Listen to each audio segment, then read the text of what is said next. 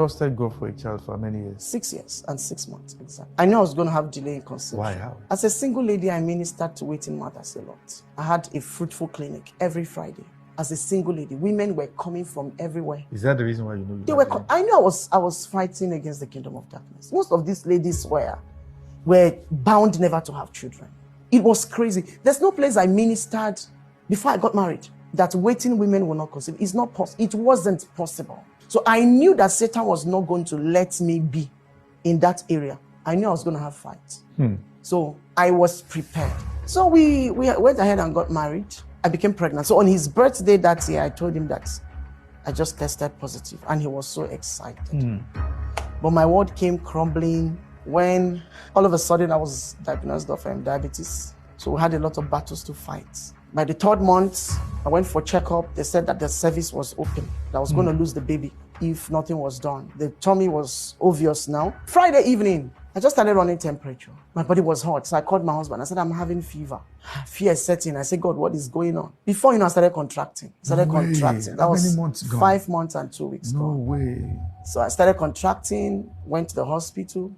The doctor tried everything. Couldn't work. So I prayed, I called on God. I did everything I knew how to do. The doctors were good, the nurses. Before I could say Jack, the baby came, baby boy, so tall and cute. So I gave back to him.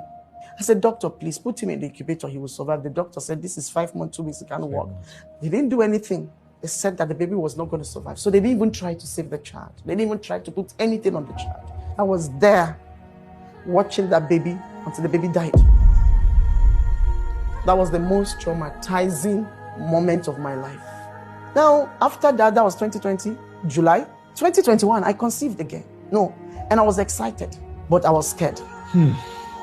By July, same July 2021, just like July 2020, I had gone for scan, and the doctor said, I'm sorry, this baby is not growing.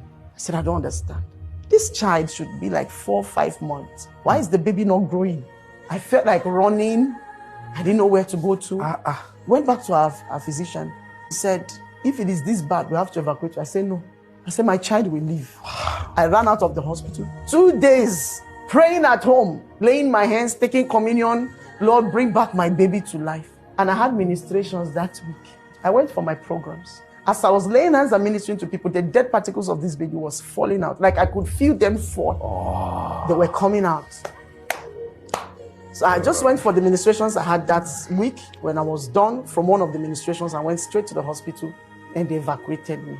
So my husband asked, what is the reason for this thing?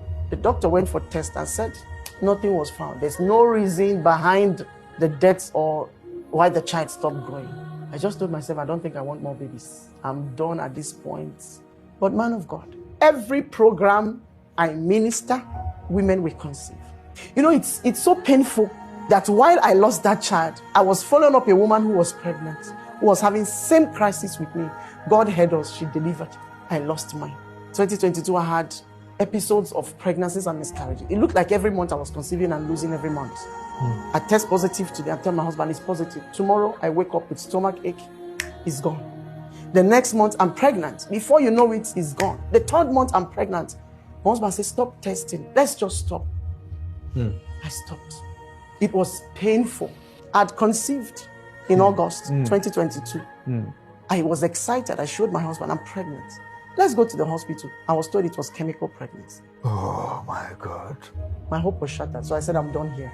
So I went to preach in one of the house on the rocks. So I was exhausted, and this lady came to massage me. I called the women. I said, I needed somebody to massage. So she came. When she was done, I said, how much is the money so I can pay? She told me she doesn't want money, that she wants children. In my mind, waiting at the fine person, they say, make I pray for her. I said, okay. Father, in Jesus' name, in 3 months, you conceive. Go, it is done. But do this with your husband. At this time, pray, take communion, do this. She looked for me on Facebook. On the 3rd month, I told her this in May. June, July, August. She chatted me that she was 3 months pregnant. Ewo. I was happy and I was sad. I was happy for her and I was crying. I said, God, how did you hear me for her? And you can't hear me for me.